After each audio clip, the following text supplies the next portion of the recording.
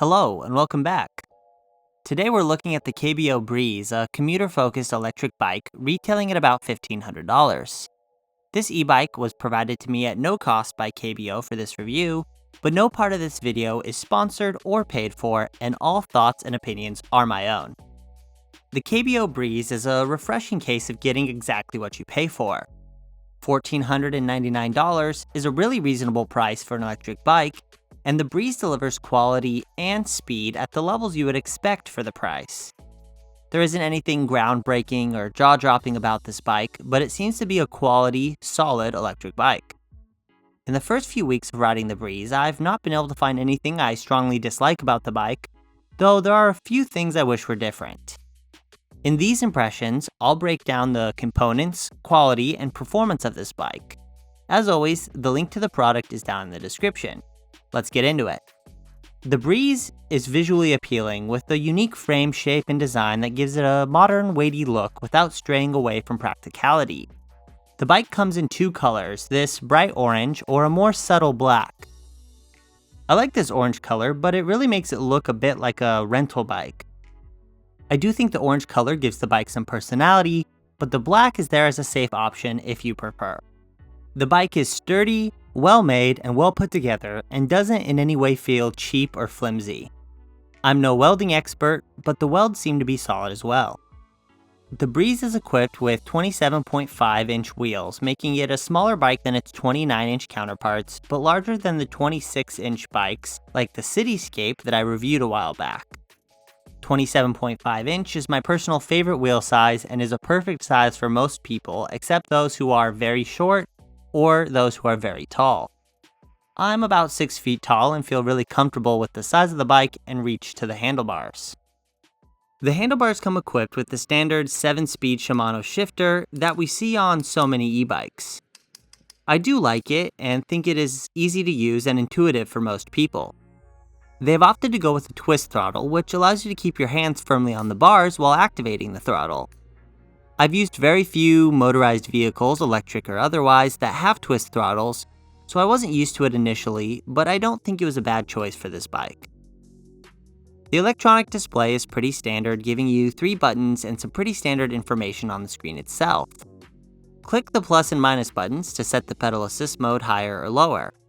The assist modes range from 1 to 5, and I'll talk about performance in each mode a little later on. The middle button is the power button and mode button that allows you to flip through the odometer, current trip odometer, current trip time, and your max speed. It also has a mode that will automatically flip through all those numbers every few seconds. The grips, though not locking, don't budge at all and feel fine on the hands. They don't offer much cushion, but they do provide a good stable platform for your hands. The mechanical brake levers are quite standard and have felt fine so far. I'll talk more about the brakes as I move down the bike. The handlebars are a standard 31.8mm and the stem is a longer road bike style stem. Both seem to be of good quality. The Breeze comes equipped with a suspension fork which sits on the lower end of travel at 80mm, just enough to help with potholes and going off curbs. You should be able to do a bit of gravel riding on this bike with no issues as well. The suspension fork is adjustable and comes with a lockout for hill climbing and other occasions where you might want the front fork stiff. The Breeze is equipped with front and rear Tektro mechanical disc brakes and 180mm rotors. The brakes aren't amazing, but they do their job. This bike can go almost 30 miles an hour, so having hydraulic disc brakes would be my preference for this bike. The brakes are the only thing that I feel like they skimped out on this bike as far as quality and parts go for the price. The Breeze comes equipped with a 1x7 drivetrain with a Shimano cassette and derailleur. The Shimano Altus derailleur is very much entry-level but has been performing well for me. The derailleur is adjustable if it is shifting poorly, though out of the box the Breeze has shifted smoothly and I haven't needed to mess with the derailleur at all. The front chainring, crank arms, and pedals aren't noteworthy in any way but have been performing as they should so far. The wheels and tires also seem to be of good quality. These rims are 6000 series aluminum alloy, and the tires are 2.4-inch wide commuter-style tires. The wide tires are nice for grip and for tackling the different terrain that you might encounter in an urban setting. The battery sits along the down tube, a position I don't mind as it keeps the e-bike more weight balanced compared to the e-bikes that position the battery behind the seat tube close to the weight of the rear motor. The battery pops in and out fairly easily using the included key. The Breeze comes with some nice additional features. The rear rack has been great, and I've even used it a few times in combo with a mounted milk crate to do a small grocery run or snack trips to the gas station. The rack is solid and holds a good amount of weight.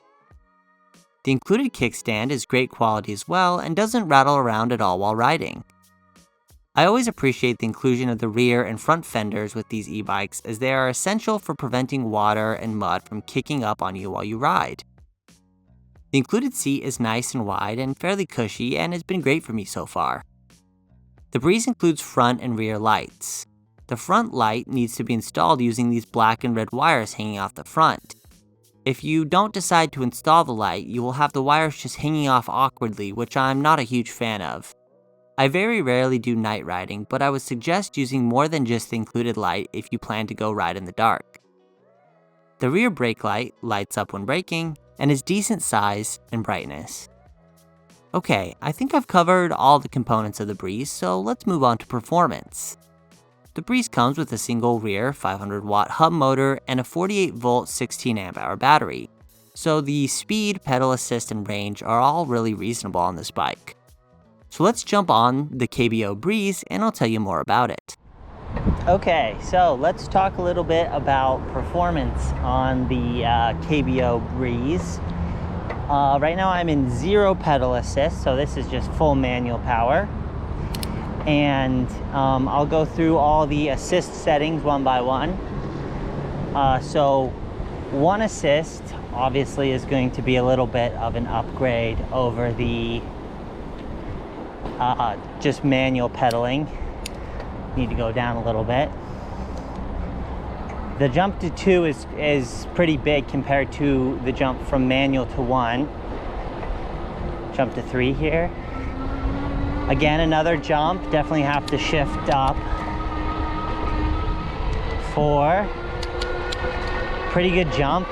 And when you're in 4, you can basically start riding out in the higher gears. You don't need to downshift as much when you're using the higher pedal assist. And when you're on 5, I actually very rarely take it out of the highest gear. You also, at any time, you don't have to have the bike in any particular assist setting to use the throttle, which is nice. Some bikes require you to be in 0 assist to then use the throttle.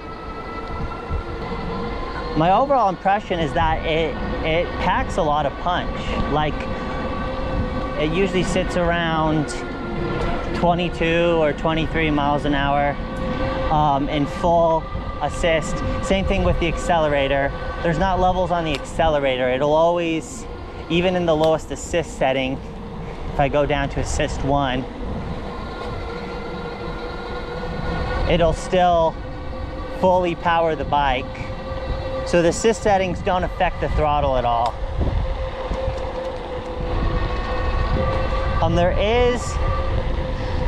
There's about, I don't know, I'd say a second delay after you stop pedaling that it continues to assist. The motor continues to run.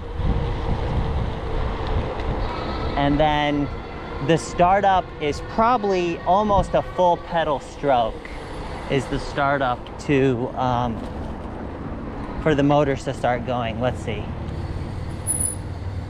If I stop, go, yeah, 1. It's almost exactly 1 full pedal stroke to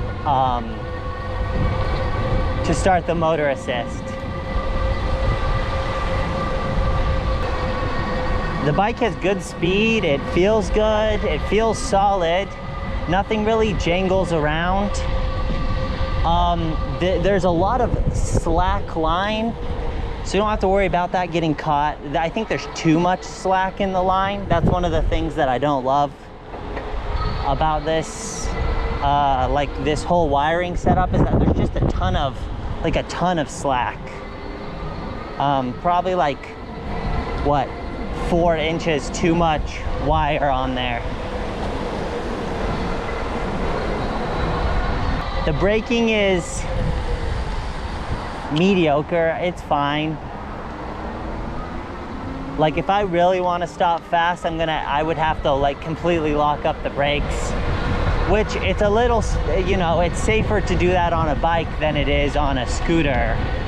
You don't have to worry about the bike slipping out from under you as much as a scooter. I think this is a really good e-bike for commuting and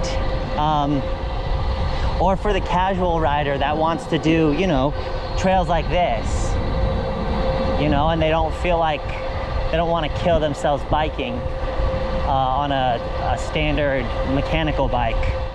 Overall, the KBO Breeze is a solid e-bike for the money and seems to be a reliable choice as a commuter or recreational bike.